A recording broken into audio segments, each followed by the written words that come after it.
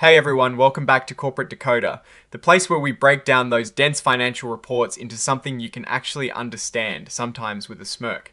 Looks like Xencor Incorporated is giving us some interesting updates today, and we're going to decode it all for you. Get ready because we're diving into a report that promises to share some early but exciting news from their clinical studies, and trust me, that can mean a lot for a company trying to bring new medicines to market. Stick around to find out what Xencor is telling the world, and before we jump in, if you love getting these kinds of straightforward financial insights, make sure you subscribe. We've got a great community forming on Discord. You can find the link in the description below, so come join us there. Alright, so what we have here is a current report on Form 8K filed by Xencor Incorporated.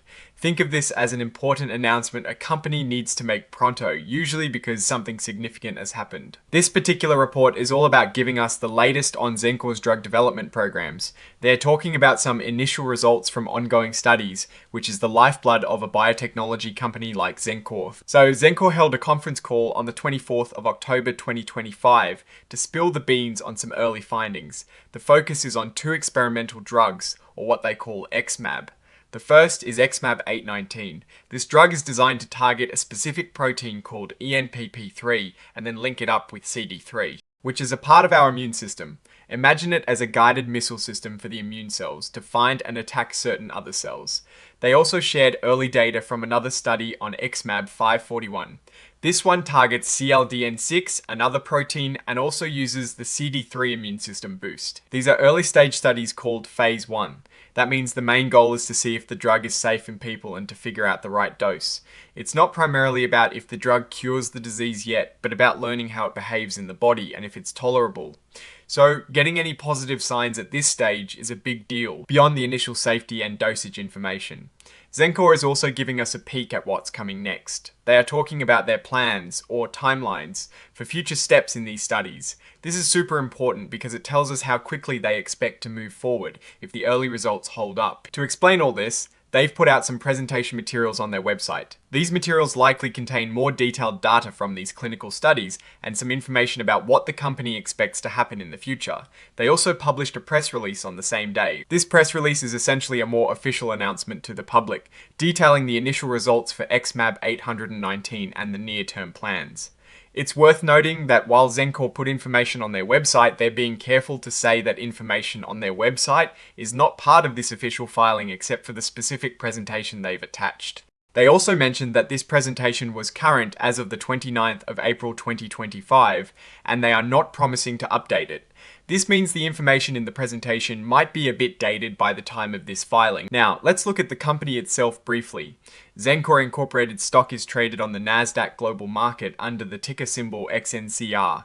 This means you can buy and sell shares of the company on that stock exchange. So, we have two exhibits attached to this report. Exhibit 99.1 is that presentation we just mentioned, dated the 24th of October 2025. It's where you'd likely find the visuals and more in-depth data supporting their announcements. Exhibit 99.2 is the press release itself, also from the 24th of October 2025. These exhibits are essentially supporting documents for the information Xencor is reporting. And finally, Exhibit 104, which is the cover page information in a special format for computers to read easily. This is standard for these filings. Now, let's talk about what this all means. For a biotech company, early clinical trial data is like the first spark that can ignite a wildfire of progress or fizzle out. The fact that Xencor is sharing initial results from a Phase 1 study means they are at a crucial juncture. These early results can determine if a drug makes it to the next, more extensive phases of testing, or if the company needs to go back to the drawing board. When they discuss initial results from XmAb 819 and XmAb 541, it signals that these are potential game changers if they prove effective and safe.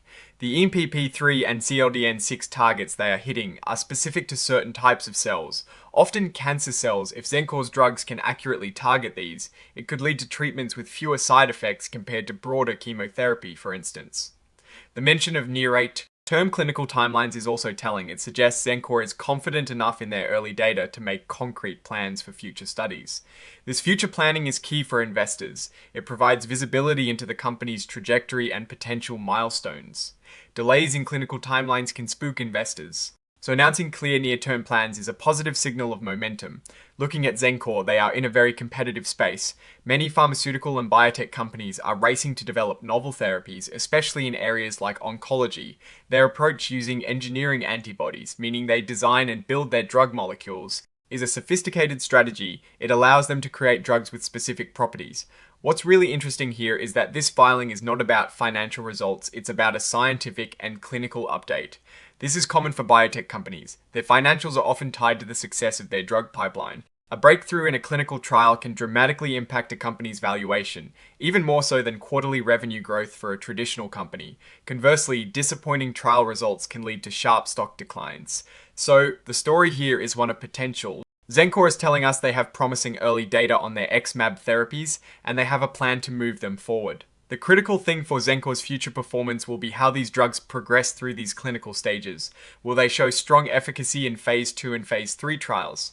Will they be approved by regulatory bodies like the FDA? The answers to these questions will dictate the company's long-term success. Risks for a company like Xencor are inherent in drug development.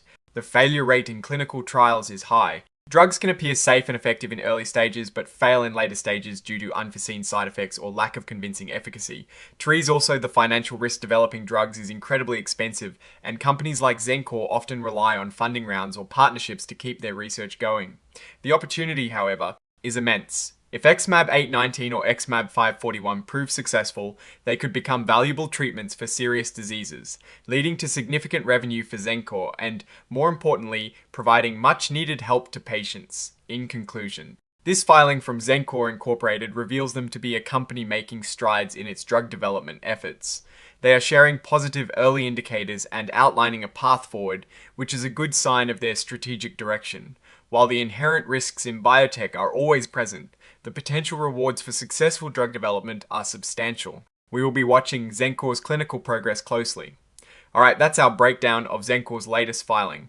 What's your take on these developments and what they signal for the company's future? Let us know your thoughts in the comments below. If this analysis was valuable, hitting that like button really helps us out, and subscribe for more deep dives into corporate filings. And don't forget to check out the Discord link in the description for more discussions. Thanks for watching, see you next time.